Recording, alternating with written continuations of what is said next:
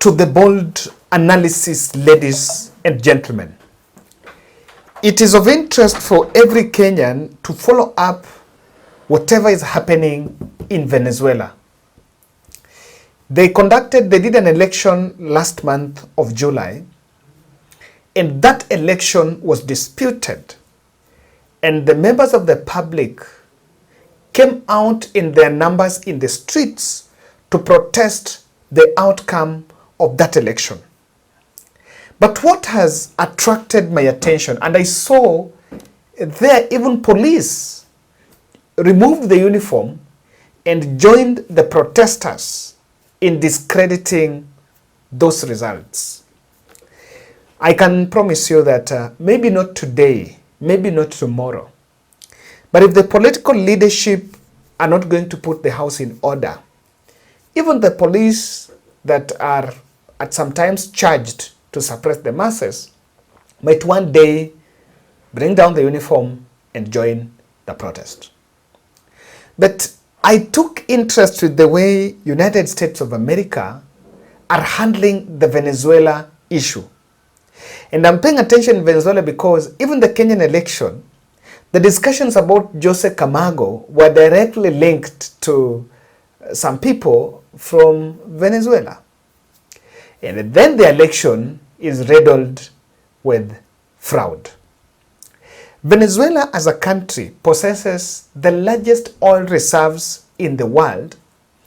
In fact, according to global reports, it is estimated that 900 billion barrels of oil is in Venezuela. However, a combination of US sanctions, ongoing economic crisis, and poor leadership has hindered the country, that country from exploiting fully, or rather capitalizing on that oil wealth in the country. But as I told you, there is every interest to look at how things happened. Now, after that election, there is the candidate who was announced the winner, known as Nicolas Maduro. And after Nicolas Maduro was announced by the Electoral Council as the winner, the country broke in protests. But then there was a letter from Antony Blinken, the statement by Antony Blinken, office of the US Department of the State, on the state of that presidential election. United States took a firm stand, and I think I read this statement, and from the statement that they released, I tried to ask myself, why is it that on Kenyan context, or even in African context, America seems to have that helicopter view, but their stand cannot be as firm as the stand they've had in Venezuela.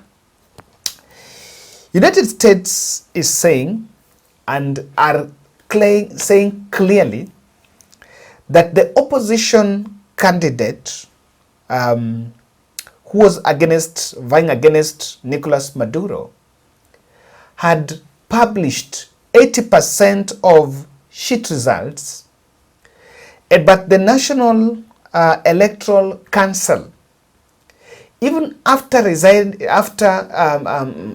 the results, did not publish their results sheets that could be available for perusal of international community. The other countries, Canada, UK, and other international members of the international community, had reacted, and they stood shy of declaring that those polls were actually a fraud. But from this letter that has been dispatched by the office of Antony Blinken, they are saying, following the results that opposition from Venezuela has released, the opposition candidates Eduardo Gonzalez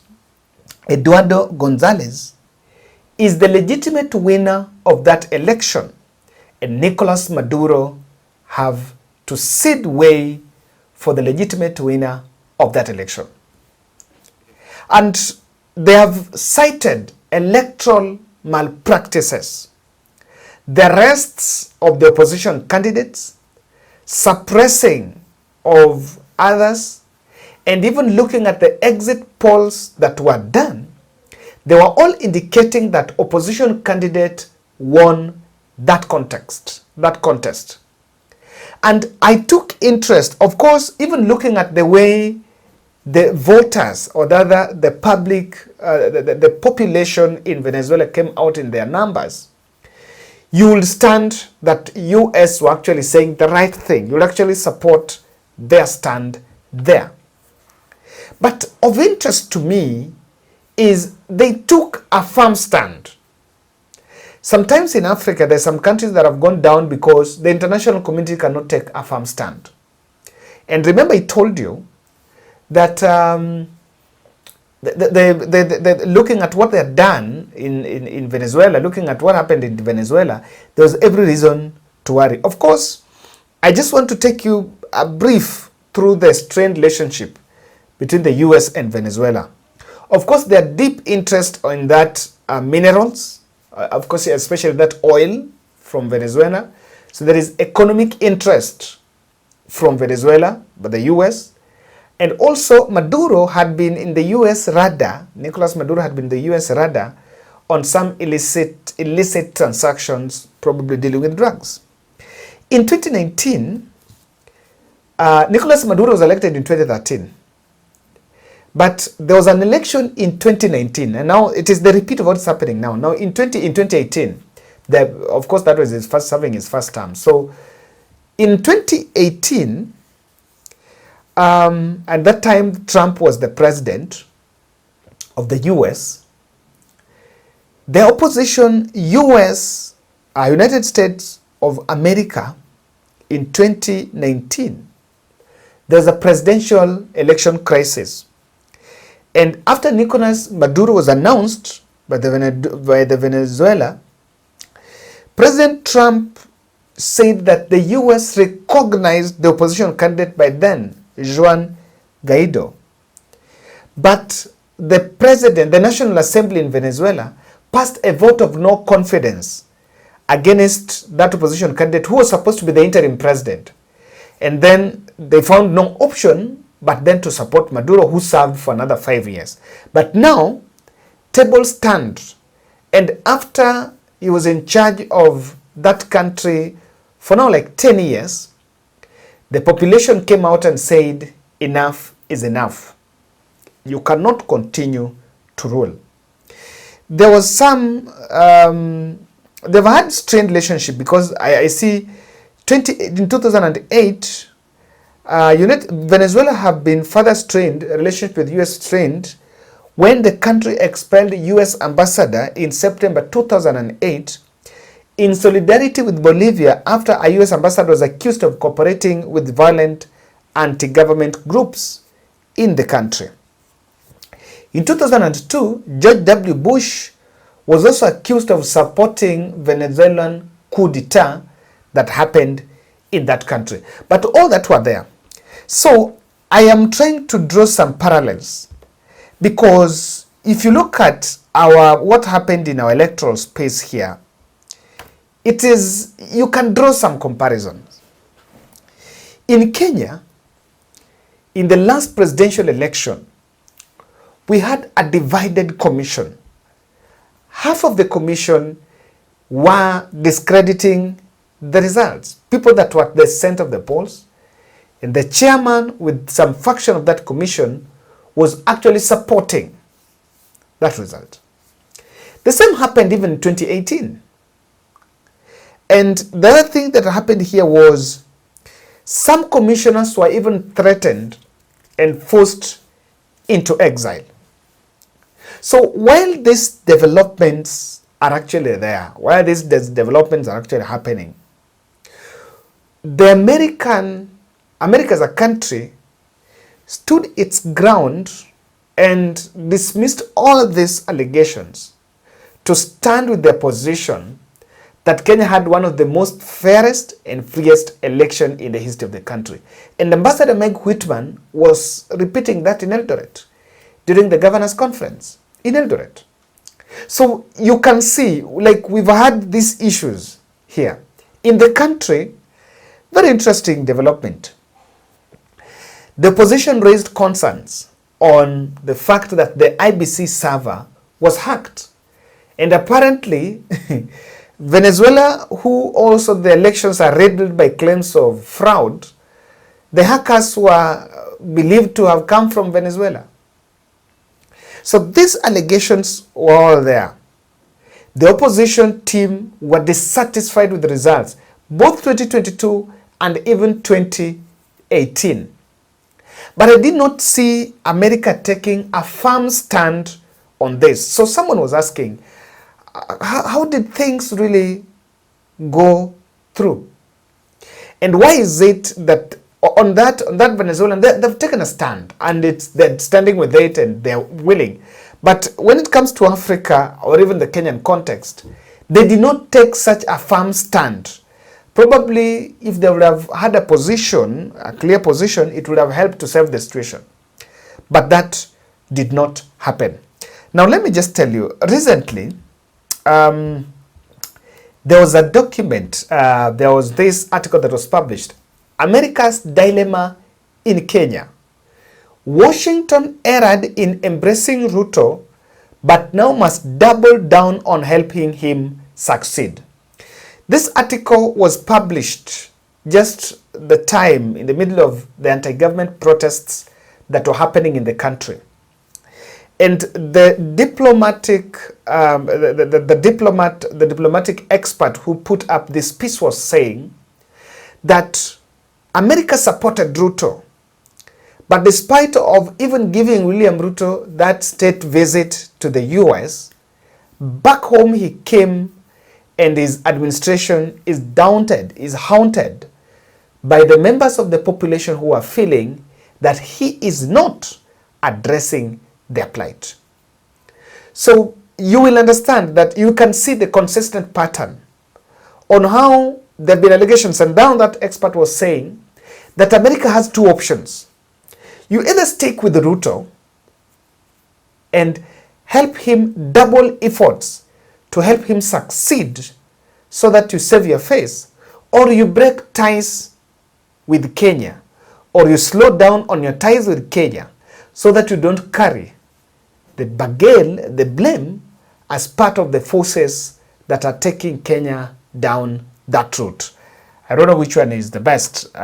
People that understand diplomacy well will stand in a better situation to explain, or rather to give us a stand. But I'm still looking at how the US handled Venezuelan election. We understand well the protest. And let's take a good example. Even currently, the anti-government protests that have been going on were largely blamed on globalist agenda. The finance bill that many Kenyans believe was authored by the IMF and the World Bank of our time. So after that, we've seen abductions, we've seen arbitrary arrest, we've seen violations of human rights. But US is not firm. Let truth be told. US is not firm in calling out for some of these violations, like you'll see such a firm stand in Venezuela. Someone will want to call it double standard. The violations have been going on. When they release a statement, they will release a statement on asking the citizens, maybe those who are residents, citizens of US in the country, they only give them travel advisory. That don't go to place X, don't go to place Y, because they will protest. But there have been full glare of cameras, full glare cameras, people being tormented, people getting killed, children, innocent children getting shot. But no statement has come from America to come outwardly and condemn and say, what you guys are doing is wrong. Now, recently I saw, even the most recent one is the cabinet picks. The cabinet that was picked, there are fellows there who some of us believe should not even be in cabinet in the first place, because the images are riddled with the corruption scandals. But did you look at the kind of statement America gave? We are advising the Kenyan government to ensure that those who are corrupt are not appointed in cabinet. We are advising. But I still insist, the stand in Venezuela is what Africa needs. For the first time, diplomats were in bombers of Kenya to stamp the authority and ensure that the results were announced despite of outcry.